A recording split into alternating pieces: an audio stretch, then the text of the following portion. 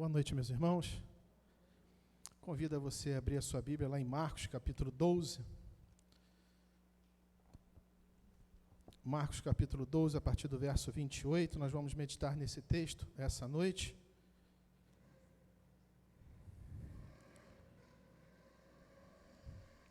Marcos, capítulo 12, Marcos, capítulo 12, versos de 28 a 34. Diz assim a palavra do Senhor: E aproximando-se um dos escribas que tinha ouvido disputar, sabendo que lhes tinha respondido bem, perguntou-lhe: Qual é o primeiro de todos os mandamentos? E Jesus respondeu-lhe: O primeiro de todos os mandamentos é: Ouve, Israel, o Senhor nosso Deus é o único Senhor. Amarás, pois, ao Senhor teu Deus de todo o teu coração, de toda a tua alma, de todo o teu entendimento e de todas as tuas forças. Este é o primeiro mandamento. E o segundo, semelhante a este, é: amarás o teu próximo como a ti mesmo. Não há outro mandamento maior do que estes. E o escriba lhe disse: Muito bem, mestre, e com verdade disseste que há um só Deus e que não há outro além dele, e que amá-lo de todo o coração, de todo o entendimento, de toda a alma e de todas as forças, e amar o próximo como a si mesmo é mais do que todos os holocaustos e sacrifícios.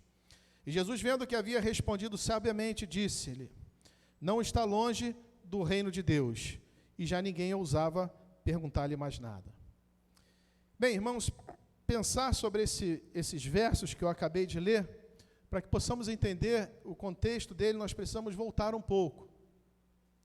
Na verdade, o contexto está inserido a partir daquele momento em que Jesus entra em Jerusalém, e existe aquela entrada triunfal em Jerusalém. Após aquela entrada, aquele momento maravilhoso que nós conhecemos muito bem, o Senhor Jesus vai visitar o templo. Quando ele chega no templo, ele se depara com mercadores, pessoas vendendo, fazendo comércio dentro do templo de Jerusalém. Ele vira a mesa, ele causa um grande alvoroço ali, ele mostra toda a sua insatisfação com aquele comércio que estava sendo feito dentro do templo de Jerusalém. E a partir daí nós vamos ver os religiosos que já eram contrários ao ministério de Jesus sendo muito mais incisivos, muito mais agressivos. Nós vamos ver sucessivamente os saduceus, os fariseus e os anciãos atacando Jesus, questionando a autoridade de Jesus. Nós vamos ver depois os saduceus e finalmente esses versos que nós lemos é o momento onde os escribas estão confrontando Jesus, indo contra Jesus, tentando de alguma forma desprestigiá-lo. Primeira coisa que temos que ver nessa história, nesse contexto onde esses versos dentro desse contexto desses versos que foram lidos, é observar que houve uma grande insatisfação, houve uma grande insatisfação de Jesus com relação àquilo que estava sendo feito no templo de Jerusalém. Estava sendo feito um grande mercado dentro da igreja do Senhor. Três coisas, pelo menos, podem se destacar. Primeiro, o mercado que estava sendo feito, o comércio que estava sendo feito dentro do templo do Senhor. Segundo, a cumplicidade dos sacerdotes diante daquele comércio que estava sendo feito dentro do templo. E o terceiro, a concordância de todos aqueles que estavam ali, participando de tudo aquilo, e ninguém, de alguma forma, se manifestava com o que estava acontecendo no templo de Jerusalém. O mercado estava dentro daquele local chamado Pátio dos Gentios, onde as mulheres ficavam, onde os gentios ficavam, onde os demais membros do povo ficavam, porque os religiosos, aqueles que realizavam as cerimônias, ficavam propriamente dentro do templo, que era um local preparado para eles. Enfim, havia um grande comércio dentro da igreja do Senhor ali naquele local. Eles, a moeda que não fosse judaica não poderia entrar dentro do templo como oferta. Então, era necessário que toda moeda estrangeira fosse feito um câmbio e se trocava a moeda estrangeira pela moeda nacional para que ela pudesse ser ofertada dentro do templo. Isso se cobrava valores altíssimos. Os animais também que eram trazidos para serem oferecidos como sacrifício eram animais que muitas vezes os sacerdotes diziam: esse animal ele não é apto a ser oferecido aqui dentro do templo. Então, era necessário se comprar daquelas pessoas que estavam vendendo os animais para sacrifício ali dentro do espaço. Tudo isso gerava um lucro muito grande, que os sacerdotes tiravam proveito de todo aquele comércio que acontecia ali. Ou seja, existia um comércio, existiam os sacerdotes se beneficiando daquele comércio, os religiosos se beneficiavam daquele comércio, e ninguém fazia nada. E todos concordavam, todos conviviam com tudo aquilo ali acontecendo, sem que houvesse alguém que se levantasse e declarasse a sua insatisfação diante de todas aquelas práticas existentes ali. Indignação. Houve no coração de Jesus uma indignação santa. Houve no coração de Jesus uma indignação santa. Hoje, por onde quer que nós vamos, nós encontramos pessoas indignadas, né? Se você for falar sobre política, alguém vai estar indignado com a esquerda. Se você for falar contra a direita, você vai encontrar alguém que também está indignado com a direita. Se você for questionar o centro ou o centrão, você vai encontrar alguém que também está indignado com o centrão. Se você for falar de futebol, você vai encontrar rapidamente alguém que está indignado com a seleção brasileira, com o Tite. Você vai encontrar gente que está indignada com o seu time. Você vai encontrar gente que está indignada com a segurança pública no Rio de Janeiro. Quem não está indignado com o desleixo, com o abandono que existe na segurança pública no Rio de Janeiro? Se nós formos falar de hospital, então, eu não lembro quando foi que eu vi a saúde pública bem. Não lembro quando foi que eu vi, porque a minha bisavó morreu no corredor do Salgado Filho, numa maca, depois de ficar alguns dias ali sem atendimento. A minha bisavó, no Salgado Filho do Meia.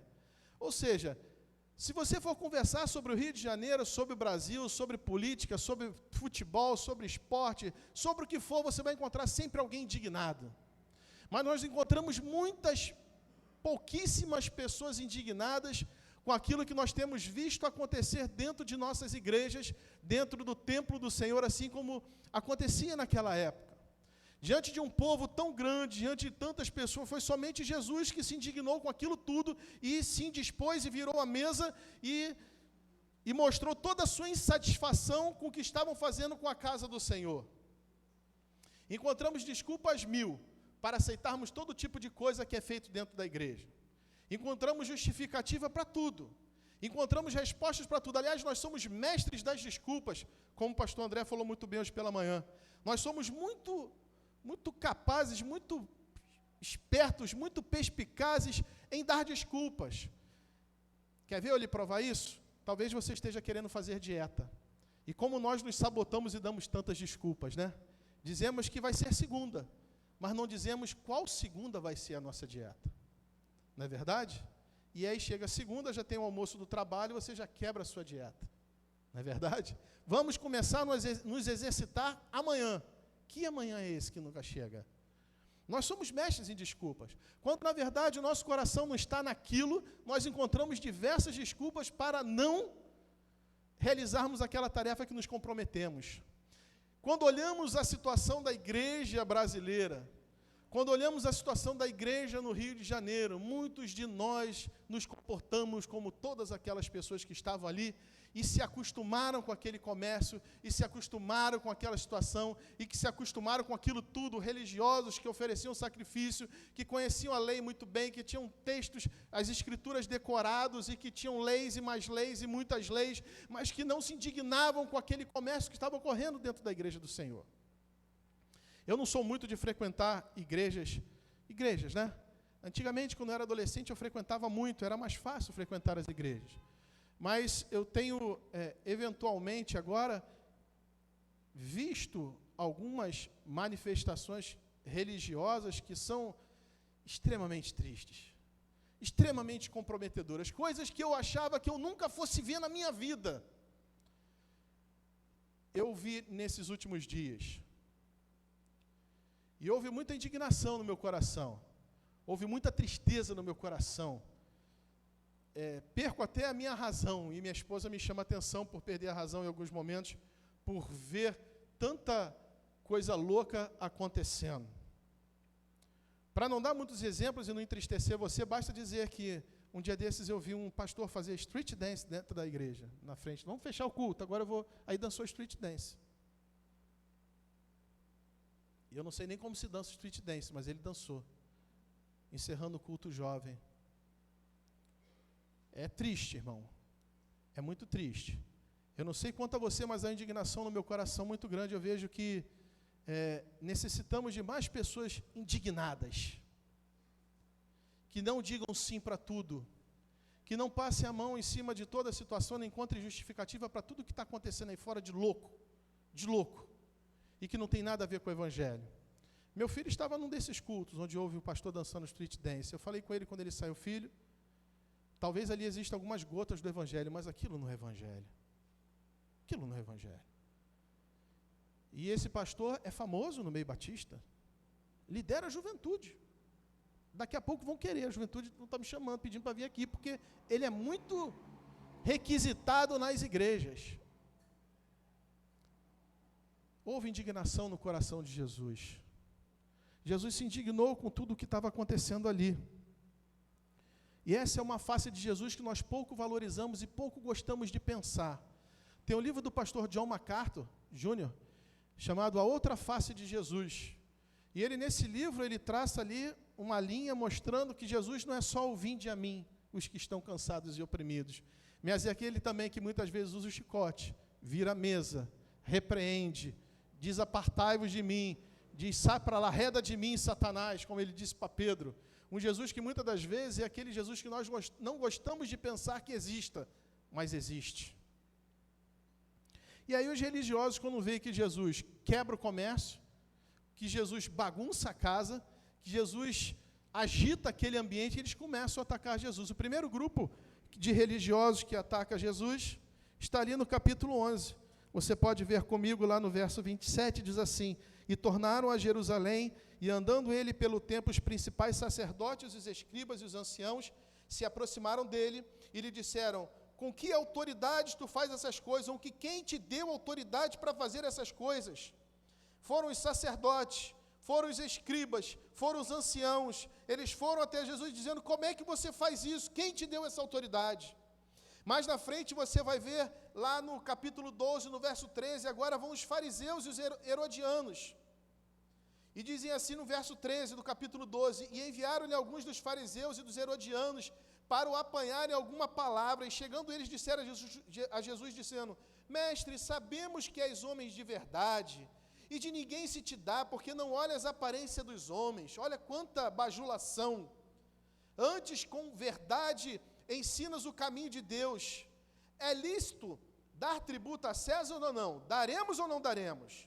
Tentando pegar Jesus no cumprimento da lei. Primeiro é questionada a autoridade de Jesus por aqueles religiosos. Depois outros religiosos, outros grupos vêm e questionam o cumprimento da lei, tentam pegar Jesus na falta de cumprimento da lei. Mais à frente, no verso 18, agora vem os saduceus. E os saduceus querem saber, os saduceus eram um grupo, uma seita religiosa que não cria na ressurreição, não cria na existência de anjos, eram a elite dessas seitas, e eles vêm como questionamento e dizem assim: então os saduceus que dizem que não há ressurreição, aproximaram-se dele e perguntaram-lhe, dizendo: mestre, Moisés nos escreveu que se morresse o irmão de alguém, e deixasse a mulher e não deixasse o filho, e seu irmão tomasse a mulher dele, e suscitasse deles a sua descendência. Olha, haviam 7 irmãos, e o primeiro tomou a mulher, morreu, e o segundo, e assim foi. E aí, Senhor, quem vai ficar com ela no céu? Quem vai se casar com ela no céu? Os saduceus vêm com um questionamento que, também tentando desgastar a imagem de Jesus, também tentando encontrar algo que acusasse Jesus, ou seja, todos os religiosos se incomodam com Jesus, quando ele se posiciona, quando ele mostra a sua insatisfação, quando ele mostra, como eu disse aqui, uma santa indignação diante de tudo aquilo que estava acontecendo no templo. O primeiro questiona a autoridade, o segundo tenta apanhá-lo na lei, o terceiro talvez esteja tentando puxar para o seu partido, religioso ali, Jesus, com relação à ressurreição, que é o principal tema nosso, o que o senhor pensa a respeito? Talvez ele fosse tentar aproximar Jesus para a sua seita. E agora o verso que nós lemos, é um verso que vai mostrar os escribas se aproximando de Jesus também. Mas os ataques à pessoa de Jesus são ataques que são históricos, sempre existiram e sempre vão existir. Jesus tem sido colocado cada vez mais como um enfeite, como um adorno. No meu trabalho, fizeram na entrada da empresa uma árvore de Natal muito bonita, uma lareira muito bonita. Fizeram uma mesa com uns trenzinhos passando e uma neve caindo. E a única coisa a respeito de Jesus que tem ali é uma caixinha, aquela que você mexe assim de vidro, e aí a neve fica circulando, e o Jesus é tão pequenininho dentro daquela caixinha, mas Jesus não faz parte do Natal. Se você for prestar atenção nos shopping centers que tem aí, todos os enfeites de Natal, as propagandas de Natal, nenhuma delas inclui Jesus. Antigamente se chamavam os corais ainda para cantar nos shoppings. Eu lembro disso, o Norte Shopping ainda chamando alguns corais para se apresentar lá. Hoje em dia, Jesus está, cada vez mais Jesus tem sido colocado de lado, a sua autoridade questionada, o seu nome, e muitas das vezes a própria igreja, quando vai apresentar Jesus, apresenta um Jesus que não é o bíblico. Aquela pergunta que Jesus faz aos seus discípulos, e vós, quem dizeis que eu sou? Muitas das vezes a resposta que nós como igreja estamos dando ao mundo de quem seja Jesus é uma mensagem corrompida. É um Jesus que é um curandeiro, é um Jesus que é um megastar, é um Jesus que é um político, é um Jesus que não tem nada a ver com a Bíblia. Mas o escriba chega até Jesus e ele também quer fazer um questionamento a respeito de Jesus. Mas eu, antes de passar para aquilo que o questionamento que o escriba leva até Jesus, eu quero te falar um pouco também sobre quem é Jesus. Quero te falar 4 coisas importantes para você saber a respeito de Jesus e não esquecer. Primeiro, que Jesus é Deus. É importante você saber que quando você está falando de Jesus, você não está falando de um homem qualquer. Você não está falando de um homem bonzinho. Você não está falando de um homem à semelhança do Papai Noel tirando a roupa vermelha. Você não está falando de um homem que existe para te fazer prosperar, para te fazer ser cabeça e não cauda. Você está falando do próprio Deus. João capítulo 8, verso 58, ele vai dizer que antes que Abraão existisse, eu sou. Moisés, quando é chamado por Deus e é dito, Moisés vai lá e fala ao povo que eu vou tirá-los do Egito, ele diz, Senhor, mas quando eu chegar diante deles, quem eu vou dizer que me mandou? Diga que o eu sou enviou a vós outros. Jesus é o eu sou. Se você for ler Apocalipse, e eu estou profundamente influenciado por Apocalipse, que eu acabei de ler Apocalipse hoje pela manhã, acabei a minha leitura anual, e aí você vai lá no capítulo 1, você vai encontrar se falar sobre Jesus, que ele é o alfa e ele é o ômega. Você vai ouvir 3 vezes só no capítulo 1, que Jesus é o alfa e que Jesus é o ômega. Você vai ver João já no capítulo 1, tendo uma imagem de Jesus, o Cristo glorificado, aquele com seus cabelos brancos, os olhos como de fogo, o rosto como o sol reluzente. Você vai ver Jesus glorificado, assentado no trono. Você vai ver no capítulo 14, você vai ver no capítulo 19, um Jesus glorificado. Jesus é Deus. Outra coisa que precisamos saber e falar a respeito de Jesus, porque a sua autoridade é questionada, porque ainda hoje Jesus é tratado como um enfeite, é que Jesus é o único caminho. Não existem outras opções, não existem outros homens, por melhores que eles sejam, por mais interessantes que a sua vida tenha sido, nenhum deles cumpre os pré-requisitos a respeito de Jesus, como, por exemplo, nele não foi achado dolo algum, nele não foi achado pecado algum. Jesus é o único caminho, como diz João capítulo 14, verso 6. Jesus não muda. Em Hebreus capítulo 13, verso 8, vai dizer que Jesus é o mesmo ontem, hoje o será eternamente. Jesus não muda. E Jesus está glorificado junto ao Pai. Amém, glória a Deus. Por mais que ainda hoje, assim como naquela época, as autoridades religiosas, o homem possa tentar mudar a imagem de Jesus, simplificar, torná-lo como homem, torná-lo um enfeite, tornar um Jesus completamente diferente do que seria um Jesus naquela época, um Jesus branquinho, de olhos azuis, cabelo lisinho. E até mesmo o cinema já tentou brincar, e vez ou outra tenta brincar com a imagem de Jesus. Há uns anos atrás lançaram Jesus, um filme terrível, que eu não vi, mas eu vi o comentário do que seria o filme, Jesus Superstar, se eu não me lembro, se eu não me engano, era um Jesus que se envolvia com Maria Madalena, era um Jesus louco, completamente diferente desse que a Bíblia apresenta. Jesus é Deus, Jesus é o único caminho, Jesus está glorificado e Jesus não muda. Mas vamos até o questionamento feito pelos escribas, feito pelo escriba que aborda Jesus. Ele chega até Jesus e faz uma pergunta: Jesus, qual é o maior de todos os mandamentos? O que esse homem estava querendo saber? Os escribas, chamados também de doutores da lei, eram homens peritos na lei. Eles eram homens que conheciam a língua original, eram homens que copiavam a lei, eram homens que interpretavam a lei, homens com conhecimentos profundos a respeito da lei. E eles tinham acrescentado 613 mandamentos. Eles tinham 613 mandamentos que eram utilizados para ensinar ao povo e para mostrar a vontade de Deus segundo eles. E esses mandamentos eram divididos entre mandamentos positivos e mandamentos negativos. Mandamentos do tipo faça ou mandamentos do tipo não faça. E esses mandamentos tinham peso. Os mandamentos mais importantes, os mandamentos menos importantes, e eles, vazios como eram, gostavam de ficar discutindo entre si qual era o principal daqueles mandamentos. Qual era o mandamento mais importante? Então esse homem chega até Jesus e levanta esse questionamento para Jesus. Jesus, qual é o maior mandamento? Vamos lá, entra no nosso debate aí, Jesus. Qual é o principal mandamento? E Jesus vai fazer referência ao texto bíblico de Deuteronômio capítulo 6 e Levítico capítulo 19. Deuteronômio capítulo 6, ele vai citar aquilo que é o Shema, é aquilo que é como se fosse a confissão de fé do judeu, que ele citava todos os dias, pela manhã e à noite. Ouve, ó Senhor, o Senhor teu Deus é o único Deus. Amarás ao Senhor teu Deus de todo o teu coração, de toda a tua alma, de todo o teu entendimento e com todas as tuas forças. E depois ele vai citar, amarás o teu próximo como a ti mesmo, como está lá em Levítico capítulo 19, verso 18. E aí, quando eu ouço Jesus dar essa resposta para esse homem, eu vejo que Jesus gostaria de destacar duas coisas. A primeira delas que Jesus gostaria de destacar é que existe uma prioridade para ele. Aqueles homens tinham 613 mandamentos. E eles perguntam qual é o principal mandamento. E Jesus aponta, o principal mandamento é amar a Deus. E é interessante, porque prioridade é um tema que nós devemos pensar como sendo um tema subjetivo.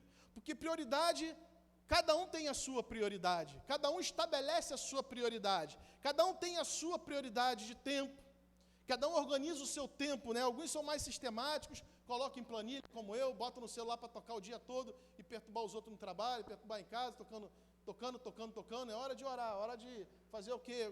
E outros não, outros são mais, né? Programam na sua mente e vão, mas dificilmente você encontra alguém que diz assim, não vou programar o meu dia, não.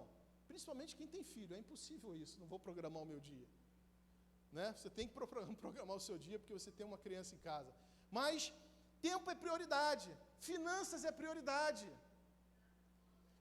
Finanças, o dinheiro são prioridades que nós temos em nossa vida e é um tema que a princípio é subjetivo. Cada um estabelece o seu tempo, administra o seu tempo como quer, cada um administra o seu dinheiro como entende ser melhor.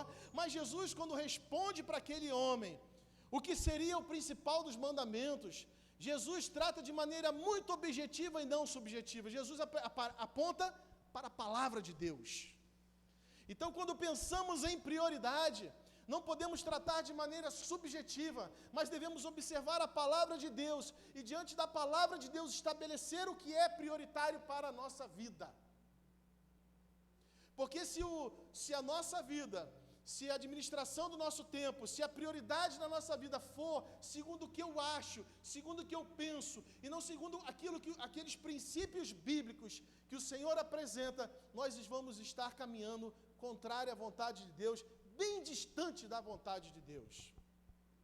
Esse tema é tão importante, tão relevante, e essa semana eu acabei de ler também aquela biografia do Ravenhill, do pastor Leonardo Ravenhill, e o capítulo 24 e 25 são os melhores, porque é o momento que ele está morrendo, né? E ele fala frases assim, ele fala coisas maravilhosas, e uma das coisas que ele faz nos últimos momentos de sua vida é o seguinte, pergunta a ele, Ravenhill, se você pudesse mudar alguma coisa no seu passado.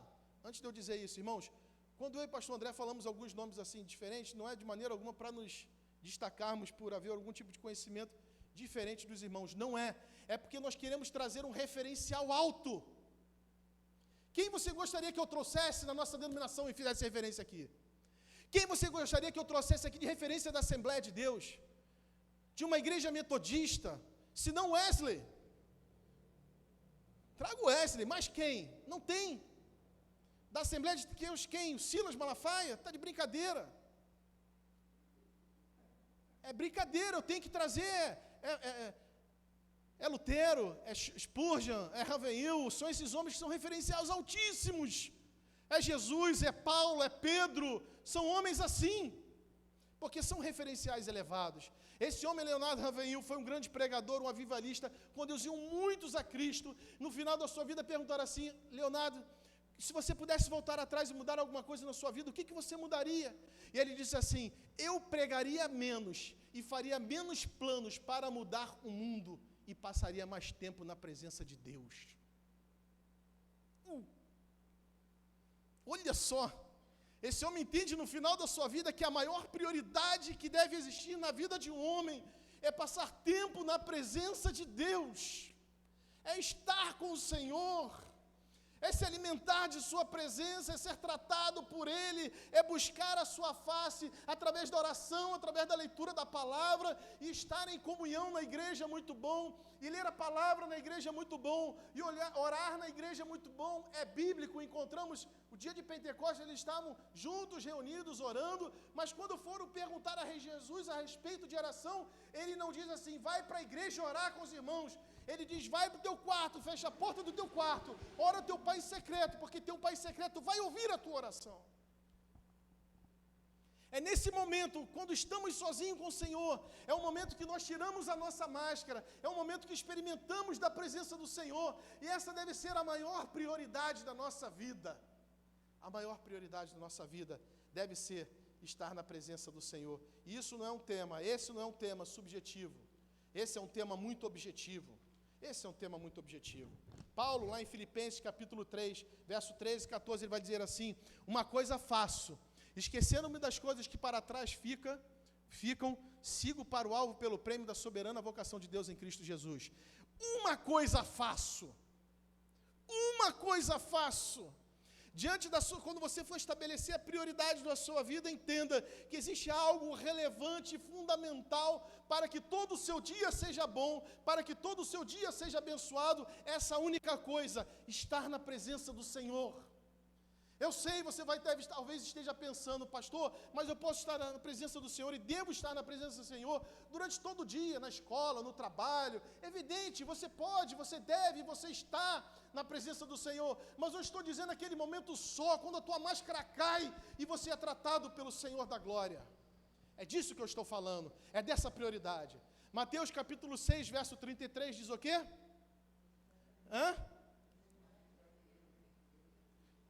Vamos lá, vamos citar todos juntos? Buscar em primeiro lugar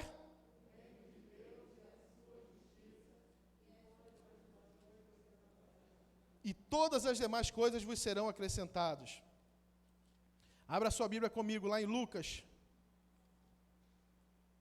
capítulo 14, a partir do verso 15, diz assim, Lucas 14, a partir do verso 15, ouvindo um dos que estavam com ele à mesa, disse-lhes, bem-aventurado que comer pão no reino de Deus. Porém ele lhe disse, um certo homem fez uma grande ceia e convidou a muitos. E à hora da ceia mandou o seu servo dizer aos convidados, vinde que já tudo está preparado. E todos a uma começaram a escusar-se. Disse-lhe o primeiro, comprei um campo, importa vê-lo, rogo-te que me hajas por escusado.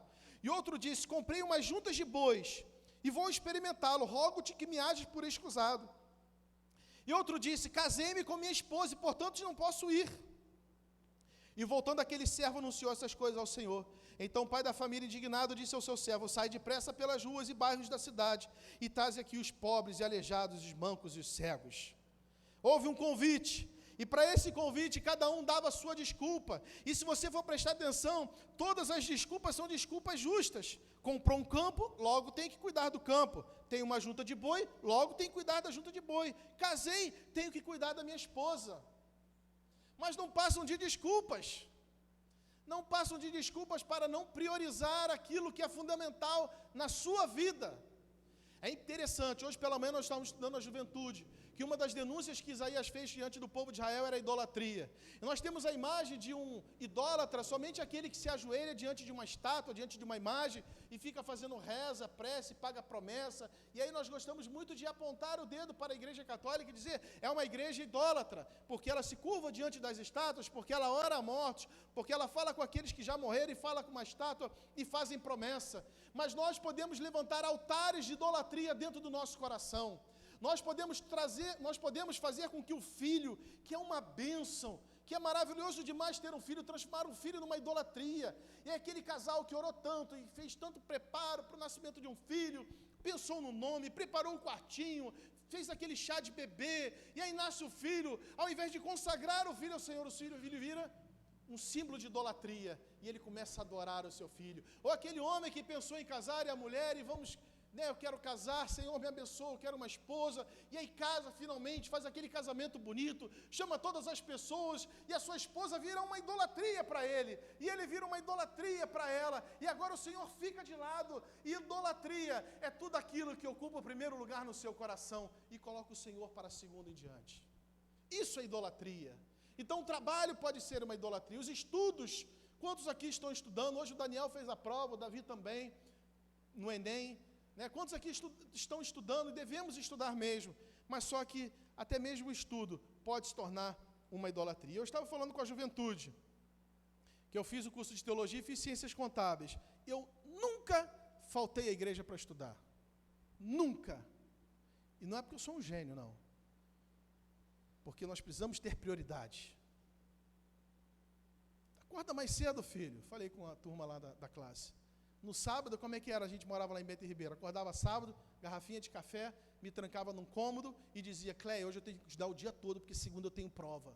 Acordava às vezes 4 horas da manhã, 4:30 da manhã para estudar, para fazer prova na faculdade, porque eu passava o dia todo trabalhando e tinha que fazer prova. Às vezes eu ia no meu chefe e falava: chefe, hoje eu preciso doar sangue para poder estudar, porque eu tenho prova à noite. Eu ia doar sangue e depois ia para a faculdade, passava o dia na faculdade para fazer prova à noite. Mas não faltava a casa do Senhor. Prioridade.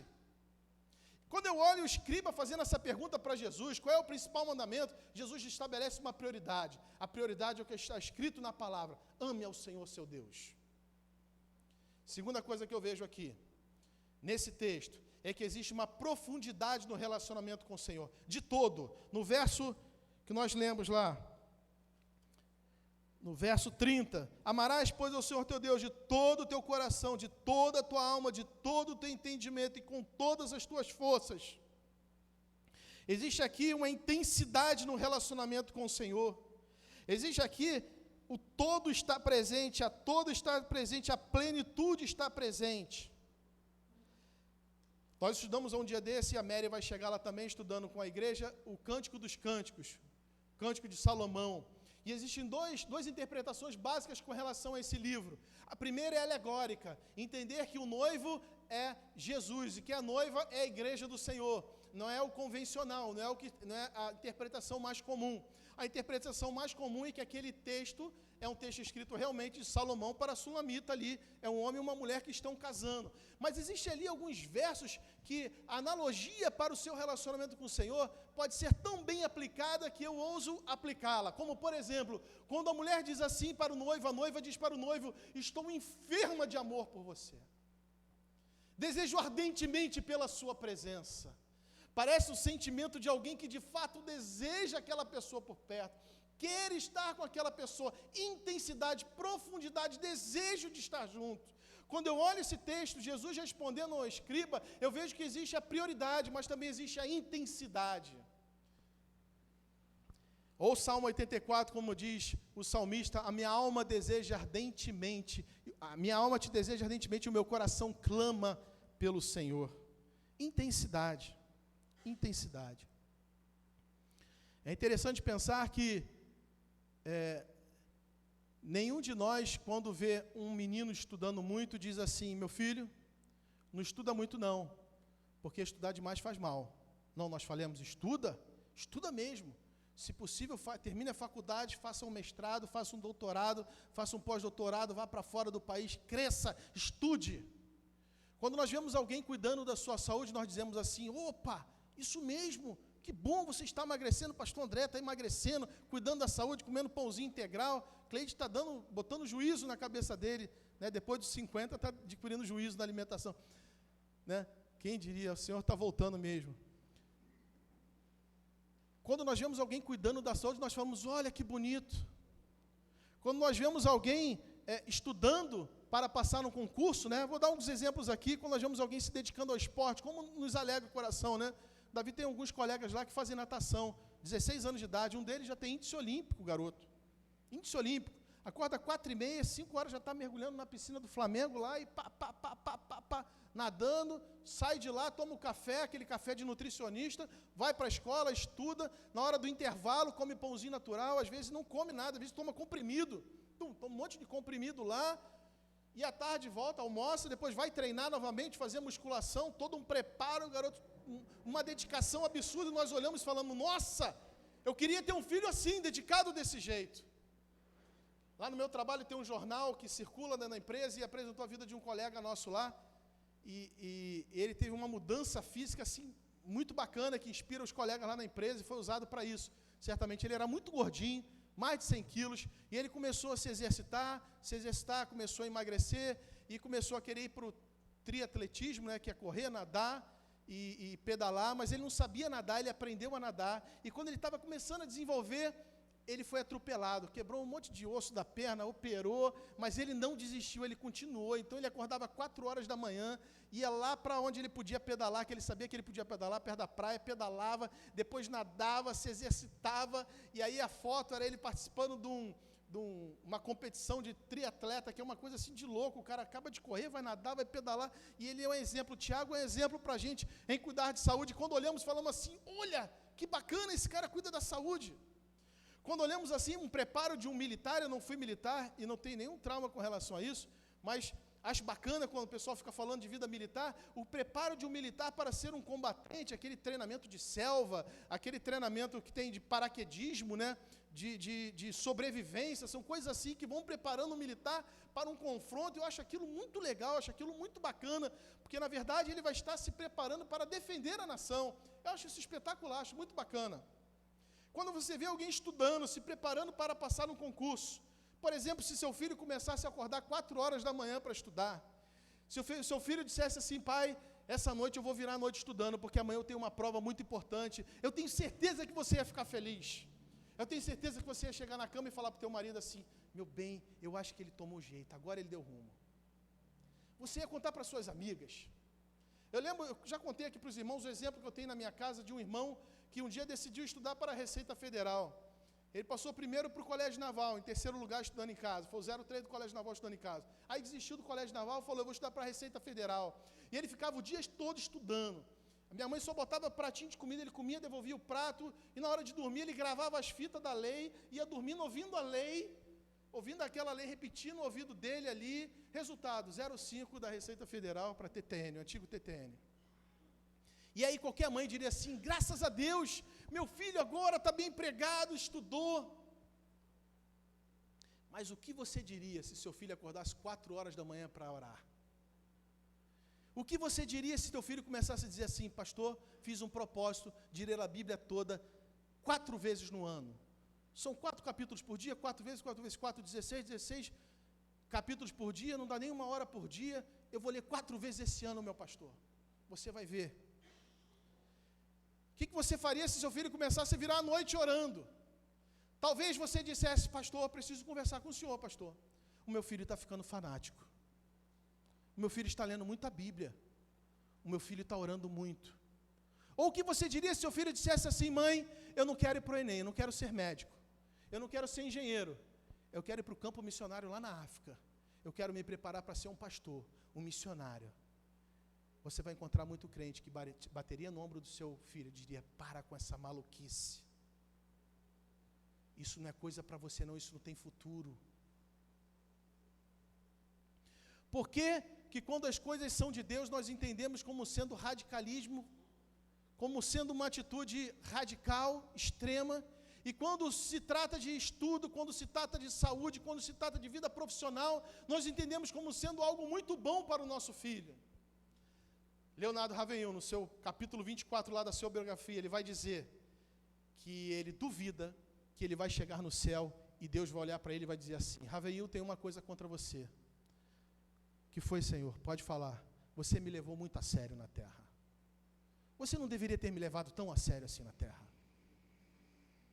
Você acha que se você consagrar a sua vida e se você levar a vida com o Senhor extremamente a sério, ir além, intensamente, esses versos estão falando de intensidade no relacionamento com o Senhor. Se você começar a acordar 4 horas da manhã para buscar ao Senhor, olha, deixa eu te dizer, meu irmão, 4 horas da manhã, 4:30, às vezes 5 horas da manhã, todo dia na porta da minha casa tem um senhor do passarinho. Sabe quem é o senhor do passarinho? Ele é um senhorzinho que anda com as pernas arrastando, provavelmente tem mais de 70 anos, ele pega o passarinho dele, coloca na arvorezinha e fica ali assoviando. E o passarinho canta, começa a cantar. Eu não sei o que ele tem que ele consegue fazer o passarinho dele cantar. O moço do passarinho está mais interessado em ouvir o canto do passarinho do que muitos crentes em ouvir a voz de Deus logo pela manhã. Foi o que Deus falou comigo essa semana. John Wesley havia dito que nunca o sol iria nascer sem que ele estivesse de joelho na presença do Senhor. Intensidade. Todos nós somos confrontados com a palavra de Deus, todos nós somos sacudidos pela palavra de Deus, e essa noite eu vim aqui com esse propósito de transferir para o seu coração, para a sua mente, o incômodo que há no meu coração, porque é impossível concluir a leitura da palavra de Deus, é impossível ler a vida de alguém como Leonardo Ravenhill e não ser provocado no seu relacionamento com o Senhor, e não ser questionado por Deus de que você está dando pouco, de que você está se relacionando pouco, de que você está consagrando pouco a sua vida ao Senhor, de que você precisa dar mais para o Senhor. Quero te falar sobre a vida de um homem chamado Moody, D.L. Moody. Foi um homem que impactou muito a sua geração. Foi um homem que impactou muito a sua geração. Esse homem, ele ficou órfão com 4 anos de idade. Seu pai morreu de alcoolismo aos 41 anos de idade. Para piorar, sua mãe estava grávida de mais um filho. Um não. Por surpresa, nasceram 2. Então, ele tinha 8 irmãos. Órfão com 4 anos de idade. Seu pai morreu de alcoolismo. Não existia, claro, na sua época, a assistência que existe hoje numa Inglaterra, que foi o caso. Não existia. Então, aquele homem foi trabalhar como podia, e começou a trabalhar como sapateiro com o tio, e virou um sapateiro. Só que um dia, numa escola bíblica dominical, o improvável acontece, aquele homem se converte numa escola bíblica dominical. Aquele homem consagra a sua vida ao Senhor, e ele impactou a sua geração com seus estudos, né? Até hoje tem um templo lá de Moody, é um ministério de Moody, de tudo aquilo que ele desenvolveu no que se refere à teologia, evangelismo, à pregação. Mas o que mais marcou a vida de Moody, segundo a sua biografia, foi uma pregação que ele assistiu despretensiosamente. Ele foi para a Inglaterra para ouvir Spurgeon pregar. Mas ele passou por uma outra igreja e assistiu um outro pregador pregar. E esse pregador, enquanto pregava, ele dizia assim: esse mundo ainda vai ver o que Deus vai fazer com a vida de um homem totalmente consagrado a Ele. A biografia de Moody diz que Moody ouviu aquela palavra e diz assim: eu serei esse homem. E aquele homem que era um homem inculto, a sua formação era até a 5ª série, um sapateiro, começa a se dedicar e se consagrar ao Senhor, e Deus transforma completamente a história dele e de todos aqueles que estavam ao seu redor, mas ele respondeu ao chamado do Senhor de se consagrar inteiramente a Deus. Nessa leitura que eu fiz de Apocalipse, que eu concluí hoje, depois do momento em que é dito que Jesus é o alfa e o ômega no capítulo 1, e João fala sobre a sua revelação, fala sobre Jesus que ele está vendo, vem as cartas às igrejas: Éfeso, Esmirna, Pérgamo, Tiatira, Sardes, Filadélfia e Laodiceia. As 7 igrejas da Ásia. E a Laodiceia é uma igreja que não é quente nem fria, e que o anjo da igreja diz: por você não ser quente nem fria, eu vou vomitá-lo da minha boca. Temos que parar e pensar essa noite, que tipo de crente eu sou? Eu sou um quente ou sou um crente frio? Eu sou um servo de Deus quente ou eu sou frio?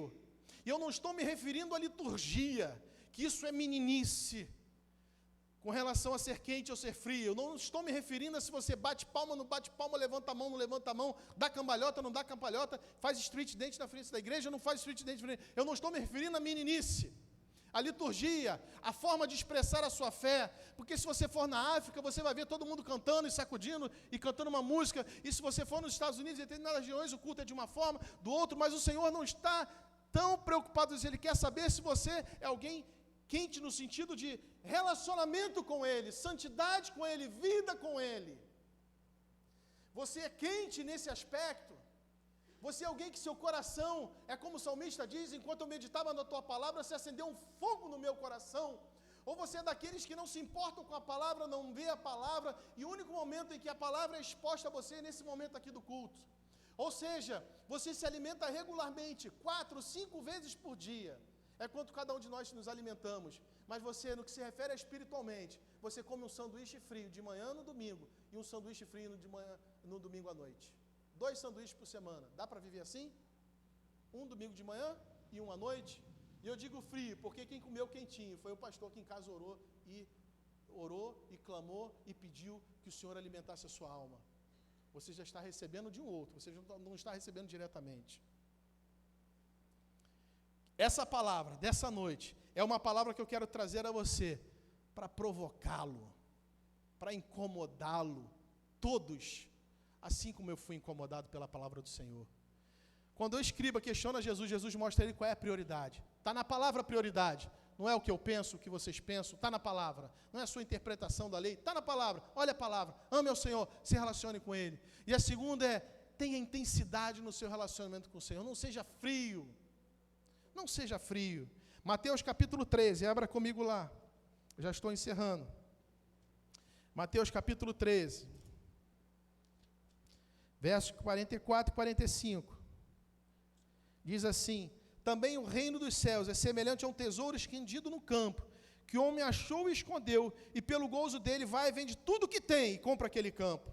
Outro sim, o reino dos céus é semelhante a um homem, negociante, que busca boas pérolas, e encontrando uma pérola de grande valor, vendeu tudo quanto tinha e comprou. O reino dos céus é precioso demais. Quando você encontra, você abre mão de tudo aquilo que poderia ter valor para você, porque agora o que tem valor para você é o reino de Deus. Existe uma discussão histórica na teologia de que se é possível um homem receber a salvação do Senhor e não aceitar o senhorio do Senhor. Eu sou daqueles que entendem que é impossível você ser salvo pelo Senhor sem receber o senhorio do Senhor. E receber o senhorio do Senhor é aquele mesmo sentido que existe bíblico, de que o Senhor é o dono da sua vida, que o Senhor tem posse sobre a sua vida, que a sua vida agora pertence a Ele, que tudo que você pensa, que você sente, que você deseja, é o que o Senhor deseja. Porque a conversão é amar o que o Senhor ama e odiar o que Ele odeia. Porque tem muitas coisas que a Bíblia diz que o Senhor odeia. Conversão é amar o que o Senhor ama e odiar, rejeitar aquilo que o Senhor odeia. O meu desejo essa noite é sacudi-lo, é provocá-lo, para que você entenda a necessidade de ter prioridades bíblicas em sua vida, de ter intensidade no seu relacionamento com o Senhor, de buscar ao Senhor, de começar a estabelecer propósitos ousados, de buscar o Senhor, de conhecer o Senhor, porque a sua vida só vai mudar quando você fizer isso, porque a sua família só vai mudar quando você fizer isso, porque o seu coração só vai ter paz quando você estiver em relacionamento pleno com o Senhor. Fora disso, o homem está perdido. Ainda que esteja dentro de uma igreja, ainda que seja membro de uma igreja, ainda que cante, ainda que participe de toda a liturgia, de todos os trabalhos de uma igreja, se você não for posse, propriedade do Senhor, selado pelo Espírito Santo do Senhor, não tiver a marca do Senhor, não vai valer de nada.